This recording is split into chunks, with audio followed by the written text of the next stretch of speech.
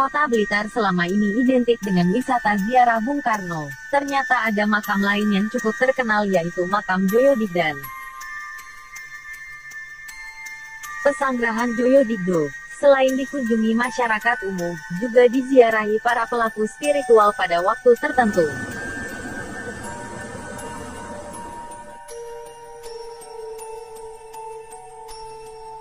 Lalu ada makam siapakah di pesanggrahan ini? Beliau adalah Patih Joyo Digdo yang mempunyai ilmu Aji Pancasona, sehingga makamnya terkenal dengan sebutan makam gantung Patih Joyo Digdo. Dengan Aji Pancasona yang dimilikinya, sang Patih dapat hidup kembali sesudah meninggal, jika jasad Patih Joyo Digdo tersentuh oleh tanah. Oleh karenanya ketika beliau wafat, dimakamkan secara gantung, dengan tujuan tidak hidup kembali. Namun sebelum mengenal lebih jauh tentang sosok ini, silakan subscribe dan tekan tombol loncengnya, agar kalian mendapatkan info terbaru dari channel ini. Patih Joyo Digdo mempunyai keturunan darah biru dari Keraton Mataram. Beliau mempunyai gelar kebangsawanan Raden Ngabehi, dikukuhkan di Yogyakarta pada tanggal 29 Juli tahun 1827. Saat masih muda kurang lebih berusia 12 tahun, dia mengikuti pamannya yang bernama RMT Notowijoyo III yang menjabat Bupati Emrowo. Raden Ngabehi Joyo Digdo bersama teman dekatnya, Pangeran Diponegoro, mengobarkan perlawanan terhadap Belanda dari tahun 1825 sampai tahun 1830. Patih Joyo Digdo sering tertangkap Belanda, bahkan dieksekusi. Namun berkat ajian Pancasona yang dimilikinya ketika jasadnya dilemparkan ke tanah dapat hidup kembali.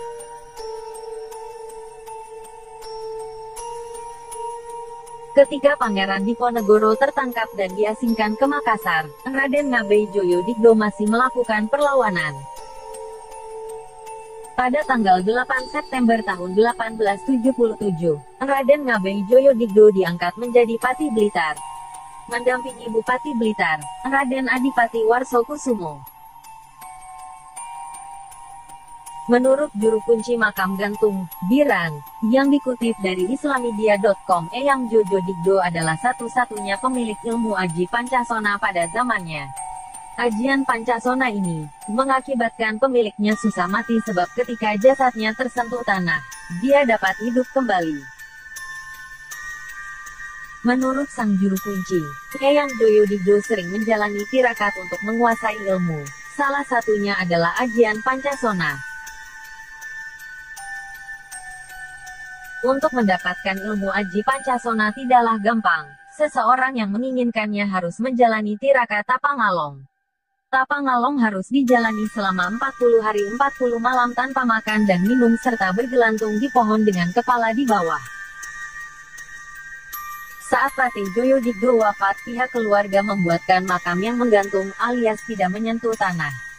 Hal ini dikhawatirkan sang Patih akan hidup kembali karena ajian Pancasona yang dimilikinya.